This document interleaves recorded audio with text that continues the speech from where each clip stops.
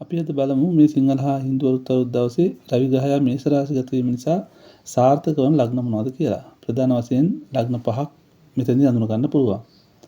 මේෂ ලග්නයෙන් උපන් ඔබගේ ලග්න භාවයේ රවි හැසිරෙන මේ කාල සීමාව ඔබේ තත්ත්වයේ ඉහළ යන, අභිමානය ඇතිවන, ඒ වගේ උසස් තත්ත්වයක් ඇතිවන කාල සීමාවක් වෙනවා.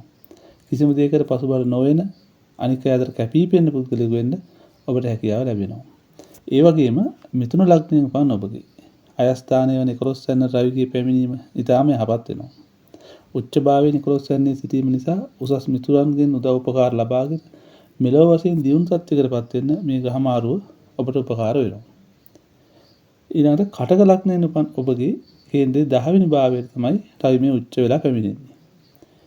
මොකද 10 වෙනිට දිග්බල ග්‍රහය වන රවි උච්චව පැමිණීම නිසා සියලු දෙයින් ජය ලබා දෙන පිහිටීමක්, ප්‍රසිද්ධිය, කීර්තිය පමණක් නොවේ ඔබගේ මෙලොව වශයෙන් උසස් දියුණුවක් ඇති කරගන්න පුළුවන් තත්ත්වයක් තමයි රවි 10 වෙනිට පැමිණීමෙන් කටක ලග්න හිමියන්ට ලැබෙන්නේ.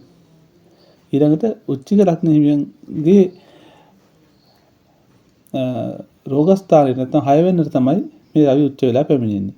ඔබට මෙතෙක් පැවති සතුරු කරදර දුරු වෙලා නිරෝගීව කටයුතු කරන්න හැකියාව ලැබෙනවා. කාර්යශූර පුද්ගලයෙක් විදිහට ප්‍රසිද්ධිය ලැබෙන කාලයක් තමයි මේ කාලය. ඊළඟට අපි බලමු කුම්භ ලග්නයට.